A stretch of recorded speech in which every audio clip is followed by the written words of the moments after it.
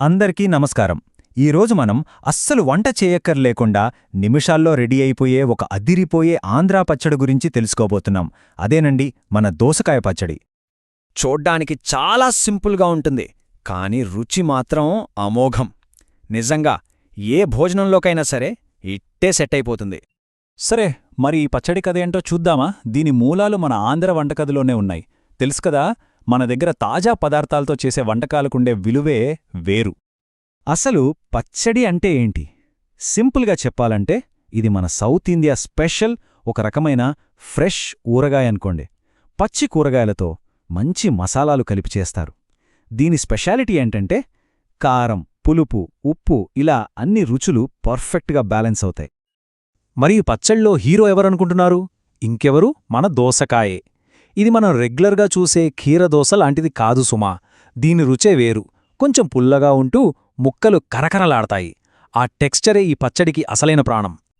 సరే, మరి ఆ అద్భుతమైన రుచిని మన వంటగదిలోకి తీసుకురావటానికి ఏమేం కావాలో ఒక్కసారి చూసేద్దాం రండి. చూసరుగా, చాలా సింపుల్ ఇంగ్రీడియంట్స్.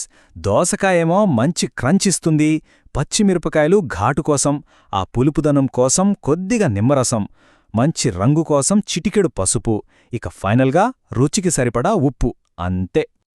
ఇప్పుడు వస్తోంది అసలు మజా, తాలింపు. దీన్నే తడకా అని కూడా అంటారు.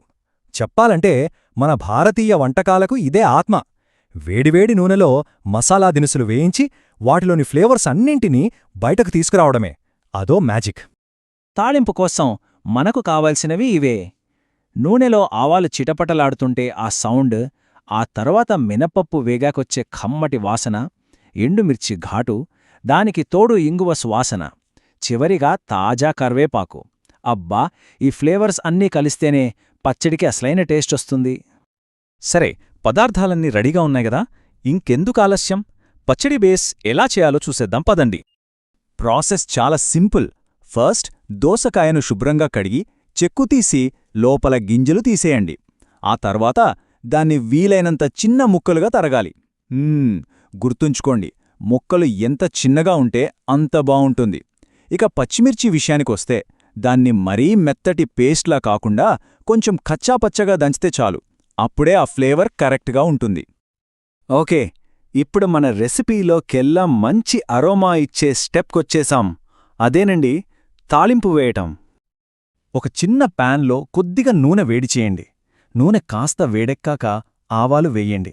అవి చిటపటలాడటం స్టార్ట్ అవ్వాలి, అది ఇంపార్టెంట్. ఆ సౌండ్ రాగానే మినపప్పు, ఎండుమిర్చి, ఇంగువ, కరివేపాకు వేసి ఒక 30 సెకండ్లు అలా వేయించండి. జాగ్రత్త, మాడిపోకూడదు. మంచి వాసన రాగానే స్టవ్ ఆపేయాలి. అన్నింటినీ సిద్ధం చేసుకున్నాం కదా, ఇప్పుడు ఫైనల్ టచ్ ఇవ్వడమే మిగిలింది. ఒక పెద్ద గిన్నె తీసుకుని అందులో మనం కట్ చేసి పెట్టుకున్న దోసకాయ ముక్కలు, దంచిన పచ్చిమిర్చి పేస్ట్, ఉప్పు, పసుపు ఇంకా నిమ్మరసం ఇవన్నీ వేసి బాగా కలపండి. అంతే, చూసారుగా, స్టవ్తో పనే లేదు. ఇక్కడ ఒక గోల్డెన్ రూల్ ఉందండోయ్, అస్సలు మర్చిపోవద్దు. దోసకాయ ముక్కల్ని ఎట్టి పరిస్థితిలోనూ వండకూడదు. ఆ పచ్చిగా కరకరలాడుతూ ఉండటమే ఈ పచ్చడికి అసలైన అందం, రుచి. ఇప్పుడు ఫైనల్ టచ్. మనం రెడీ చేసుకున్న ఆ వేడి వేడి ఘుమఘుమలాడే తాళింపును ఈ దోసకాయ మిశ్రమం మీద పోసేయండి. ఆ చుయ్యమనొచ్చే సౌండ్ విన్నారా? ఆ వాసన, అబ్బా, మాటల్లో చెప్పలేం. ఇక అంతా ఒక్కసారి బాగా కలిపేశారంటే మన పచ్చడి రెడీ. సరే, పచ్చడి అయితే రెడీ అయిపోయింది. మరి దీన్ని ఎలా సర్వ్ చేయాలి? నా ఫేవరెట్ అయితే వేడివేడి అన్నంలో కాస్త నెయ్యి వేసుకుని ఈ పచ్చడితో తినడం స్వర్గంలా ఉంటుంది. లేదా ఇడ్లీ, దోశ, పెసరట్టు ఇలా ఏ టిఫిన్లోకైనా సరే ఇది పర్ఫెక్ట్ సైడ్ డిష్. నిజంగా ఒక్క ముద్ద తిని చూడండి. ఆ దోసకాయ ముక్కల క్రంచ్, ఆ పచ్చిమిర్చి ఘాటు, నిమ్మరసం పులుపు, అన్నీ ఫ్లేవర్స్ ఎంత పర్ఫెక్ట్గా బ్యాలెన్స్ అయ్యాయో తెలిసిపోతుంది. ఒక అద్భుతమైన అనుభూతి, అంతే. ఇంత సింపుల్గా, ఇంత టేస్టీగా ఉండే పచ్చడి రహస్యం ఇప్పుడు అందరికీ తెలిసిపోయింది కదా. మరింకెందుకు ఆలస్యం? చెప్పండి, ఈ అద్భుతమైన పచ్చడితో ఏ భోజనాన్ని మొదట స్పెషల్గా మార్చేయబోతున్నారో?